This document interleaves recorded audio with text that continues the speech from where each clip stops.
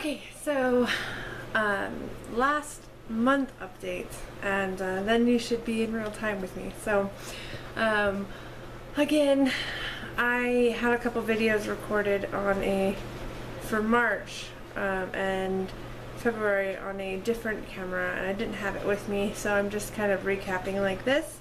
April, I hadn't recorded anything, so there wasn't too much to talk about actually. So in April, I was in Arizona the entire time. The first week I was down here, I had sent all of my medical records from the twins' pregnancy and from my son's pregnancy to the new clinic.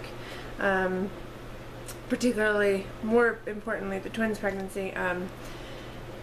And then also, I did have testing done when I went to back east with the prior intended parents, and I had the results from those that I had to send. Because all that testing was done so recently, I got to skip over some of it with this clinic, so I didn't have to go in and do the saline ultrasound again or any of that. And side note, I don't know if I mentioned it in my February update, or my January update, but when I went into the doctor, he was doing the ultrasound. He did like a mock transfer and just like a saline ultrasound where they basically put like sterile water into your uterus and kind of blow it up so they can see better. And he was like kind of poking around, and I was getting a little worried, and he said, "You had a C-section with the twins, right?" And I said, "Yeah." And they said, "And did they do the normal like lower bikini cut?" And I was like, "Yes." And he looked on my stomach and he could see this scar on my stomach, but he told me he couldn't see any scarring on my actual uterus, so he said that's pretty much unheard of after C-section to not have any scarring, but somehow I don't. So he had cleared me and everything. So when I told the new RE that, he said if I could just get those records, then we could skip all that stuff again. So I sent those records over to him and he reviewed those.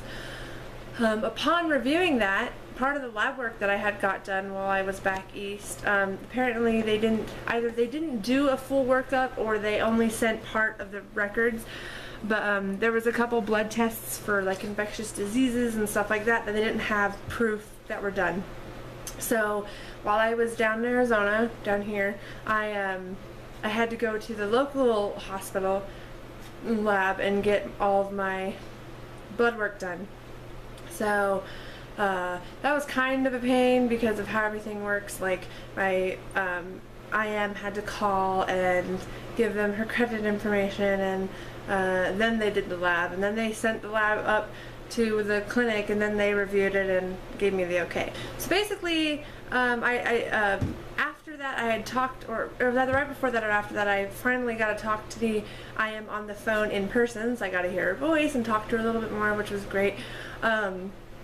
After that, everything was pretty dull until the 21st of April, and then that's when my husband, who is still in Utah, he went into the clinic there, and the hospital where we live, and did his lab work to make sure he was okay. And then later that day, we had the psych evaluation redone for Utah. And I haven't had to do the MMPI again. I don't know if I'm gonna get to skip that. I don't know if I have to still. No one's mentioned it to me, but we did. I talked over Skype with a psychiatrist and or psychologist. There's a difference. I know there's a difference, but anyways, I talked to her and she was super sweet. We were supposed to, she was supposed to hang up with me, talk to Glenn, and then call us both back to talk together, but she said I was so confident in what I was doing and just the answers I gave, I guess. She just decided to talk to Glenn, and that was it. So, and then she cleared us. So, yeah. Yesterday, the final thing that happened in April was April 30th, and I just emailed my, well, he won't be my lawyer, but I emailed the lawyer that kind of set this all up, and he was my lawyer last time. I emailed him and asked where everything was, and he told me, that he was going to be meeting with the intended parents this weekend to go over legal stuff, and then I would get the contract sent to me, and then I'd officially be with the new lawyer and all that. So yeah, we're moving ahead, and I'm thinking we'll probably be transferring, I'm assuming in June, because if we get through this legal pretty quickly, I think we can start meds and transfer mid to late June. So I'm pretty excited to get all this going again. So that'd make me due roughly in March of next year.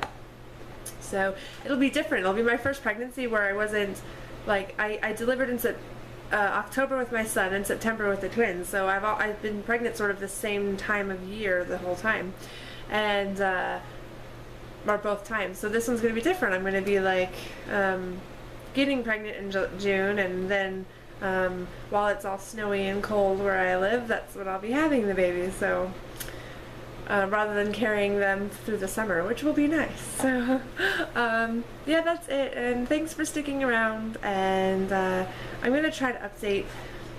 Like I said in the other video, I don't know if I'm going to do weekly updates right now, because like the things are so spread out still. Like, I'm thinking next week I'll get like a rough draft of the contract, and maybe I'll do like a little video about that.